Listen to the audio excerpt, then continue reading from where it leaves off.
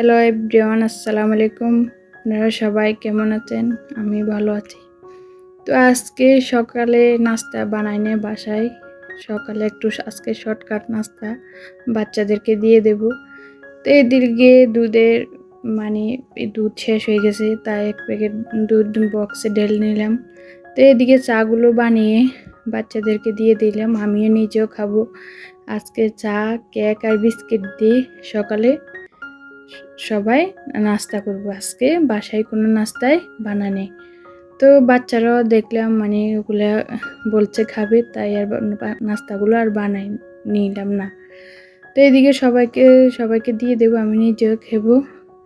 তো দেখুন, আর আমার অবিকে চাটা দিয়ে দিলাম। ইদারিং একটু চাটা বেশি পছন্দ করে। আমি সবসময় চাই বাচ্চাদেরকে চা না দেওয়ার জন্য, তারপরে ওরা বায়না করে খাওয়ার জন্য, তাই একটু হাফ হাফ কাপ দিয়ে দিলাম। তো আমার ভিডিওর যারা দেখেন, ভিডিও যদি ভালো লাগে আপনাদের থেকে, কমেন্টে জানাবেন। আর আমার পুরো ভিডিওটা দেখবেন আপনারা। পুরো ভিডিওটা দেখে একটা লাইক দিয়ে আমার পাশে থাকবেন। আর আমার পুরো ভিডিওটা দেখি সাবস্ক্রাইব করি আমার সাথে বন্ধুত্ব করবেন। তো এদিকে একটু বিস্কিট দিয়ে দিলাম। আস্তে আস্তে খায়। দাঁতগুলো একদম ফুঁকে খেয়ে ফেলছে, আস্তে আস্তে খায়। তাড়াহুড়া করে কোনো জিনিস খেতে পারে না। তো এদিকে দুপুরে রান্না শুরু করে দিলাম। তো আজকে দুপুরে কি রান্না করব, তো ভাবলাম আপনাদের সাথে একটু শেয়ার করি। তো অনেকগুলো আজকে কয়দিন ধরে চনা ফ্রিজে ওগুলো দেখে রয়ে গেছে, এগুলো নষ্ট হয়ে যাবে। বেশি দিন থাকলে ফ্রিজে এক ধরনের হয়ে যায়। তা ভাবলাম আজকে বিকেলের জন্য চনাগুলো ভেজে ফেলি। তো এদিকে চুলায় প্যান বসিয়ে দিলাম। বসিয়ে মিষ্টি কুমড়াটা ভাজা করব। অনেক দিন হয়েছে মিষ্টি কুমড়া রান্না করি, ভাজা করি না।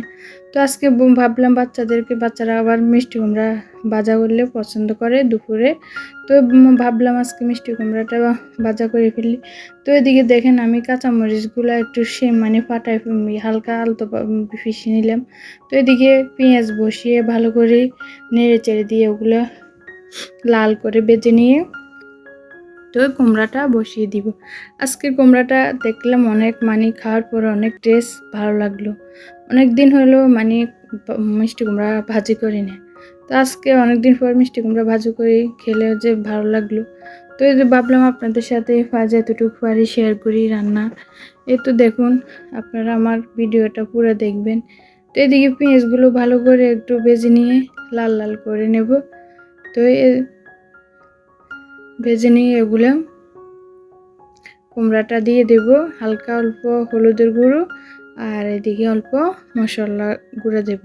এখানে অন্য কোনো মশলা দেব না। তো এখন পেঁয়াজগুলো দেখেন একটু হালকা হালকা করে ভেজে নিয়ে এখন কুমড়াটা বসিয়ে দেব।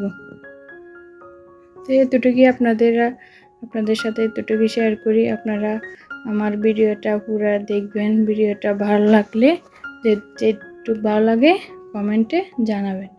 তো এতটুকুই আপনাদের সাথে শেয়ার করে। তো দেখুন, কুমড়াটা এখন দিয়ে আস্তে চুলাটা হালকা ডিম করে দিয়ে এখন কুমড়াটাকে উল্টে পাল্টে ভালো করে ভেজে নেব। তো দেখুন, একদম কুমড়াটা এখন পুরোপুরি। আজকের মিষ্টি কুমড়াটা অনেক ধল ভালো ছিল। অনেক সময় মিষ্টি কুমড়া পানসা হয়ে যায়, ওগুলো খেতে মজা লাগে না। তো আজকে দেখে নিলাম মিষ্টি কুমড়াটা দেখে, তো ভাবলাম আজকে এটা ভাজা করে ফেলে, আজকে রান্না করব না। রান্না করলে আবার ওদিকে বাচ্চারা খেতে চায় না, ভাজা করলে ওরা আবার খায়। তো দেখুন, আপনাদের সাথে এতে চেষ্টা করি যেটুকু পারি আপনাদের সাথে শেয়ার করার জন্য। তো দেখুন, আজকে মিষ্টি কুমড়াটা ভাজা করলাম। ওদিকে আবার সুরমা মাছগুলো রান্না করব। সবসময় তো আমরা ভাজা পোড়া খাই, ভাজা পোড়া খেলে আমাদের অনেক প্রবলেম হয়। তো আজকে রান্না করব। তো এদিকে আবার এই চনাগুলো ভাজি করে রেখে দেব বিকেলের জন্য। আবার ওইদিকে আবার বিকেলের নাস্তা বানাতে চুলা আসতে এখন যে প্রচুর গরম পড়ে, এই যে চুলার দিকে আসতে মন চায় না। তো ভাবলাম একসাথে সবগুলো কাজ সেরে নিই। তো একদম মশলাগুলো আদা রসুন দিয়ে পেঁয়াজ দিয়ে ওগুলা ভালো করে কষিয়ে নেব। বসিয়ে তো চনাটা বসিয়ে দিব। অল্প হলুদের গুঁড়ো দিয়েছি।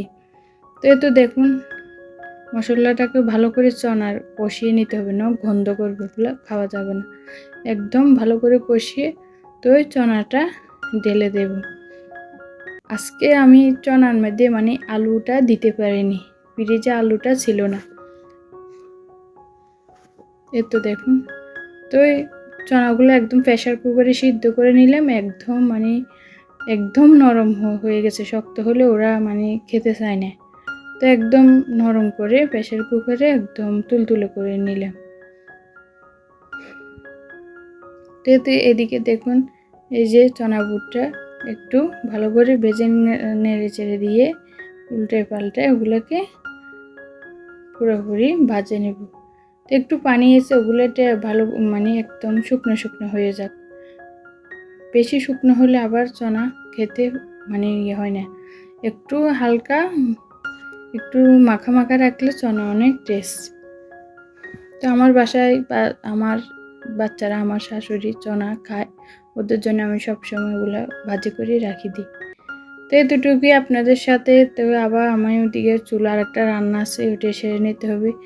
তো একটু দেখুন চনাগুলো পারফেক্টভাবে হয়ে গেছে। তো এগুলো এখন রেখে দেবে, ওগুলো বিকেলে নাস্তা সবাইকে দেব। তো এদিকে মাছ রান্না করব আজকে, সুরমা মাছ। ওইটা মানে ঝোল ঝোল করে পাকাবো। তো আজকে বেশি রান্না করব না, অতিরিক্ত রান্না করলে থেকে যায়, ওরা খেতে চায় না। ওরা সবসময় মানে পছন্দ করে মুরগির চিকেন। তো ওই চিকেন মানে সবসময় কি আর খেতে ভালো লাগে।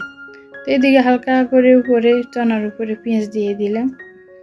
তো দেখুন এই যে মাছ, কয়েকটা মাছ ভাজি করব আর কয়েকটা রান্না করব। তো এতটুকুই আপনাদের সাথে শেয়ার করি। আপনারা পুরো ভিডিওটা দেখবেন, পুরো ভিডিওটা দেখে আমার একটা সাবস্ক্রাইব করে দিবেন আর লাইক দিয়ে আমার পাশে থাকবেন। তো এতটুকুই আপনাদের সাথে। এখন এই যে মাছগুলা একদম সুরমা মাছগুলো আজকে একদম টাটকা, একদম মানে অনেক সময় এই ধরনের মাছগুলো নরম পড়ে যায়, তো মাছগুলো আজকে একদম টাটকা টাটকা মাছ, খুবই ভালো লাগলো খেয়ে। তো এতটুকুই আপনাদের সাথে শেয়ার করি।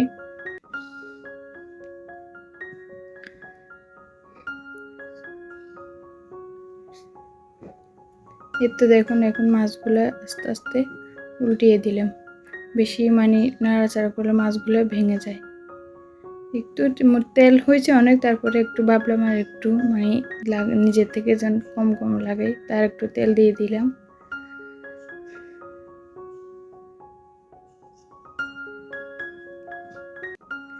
তো এতটুকুই আপনাদের সাথে। আপনারা আমার পাশে থাকবেন, আমাকে সাপোর্ট করবেন। আপনাদের সাপোর্ট আমি